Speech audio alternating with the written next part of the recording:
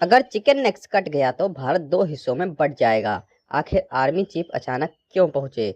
सिर्फ 22 किलोमीटर, जी हाँ, सिर्फ 22 किलोमीटर चौड़ी एक पट्टी। अगर किसी दुश्मन ने इस रास्ते को कुछ समय के लिए भी बंद कर दिया तो भारत के 8 पूर्वोत्तर राज्यों का जमीनी संपर्क देश के बाकी हिस्सों से प्रभावित हो सकता है। इसीलिए इस इलाके को दुनिया चिकन नेक्स या सिलीगुड़ी कॉरिडोर के नाम से जानती है। लेकिन सवाल ये है, अचानक भारतीय सेना प्रमुख इस इलाके का दौरा क्यों करते हैं? क्या भारत को किसी बड़े खतरे का अंदेशा है या फिर ये आने वाले समय की तैयारी है? अगर आप भारत का नक्शा देखेंगे तो पश्चिम बंगाल में एक बहुत पतली सी जमीन दिखाई देगी। यही है सिलीगुड़ी कॉरिडोर।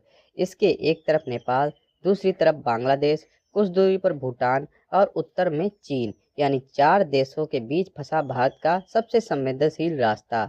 अगर कभी इस इलाके में बड़ा सैन्य संकट पैदा होता है तो पूर्वोत्तर तक सेना, हथियार और जरूरी सामान पहुंचाना मुश्किल हो सकता है।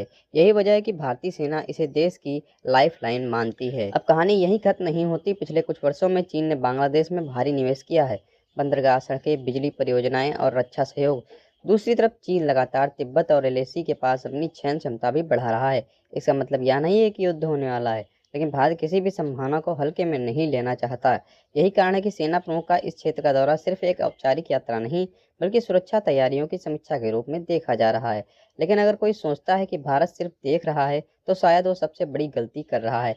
भारत ने पिछले कुछ वर्षों में सीमा पर सड़कों का जाल बिछाया है। नई सुरंगें, तेजी से बनते पुल, advance airfield, Rafale S-400, BrahMos और आधुनिक निगरानी प्रणाली।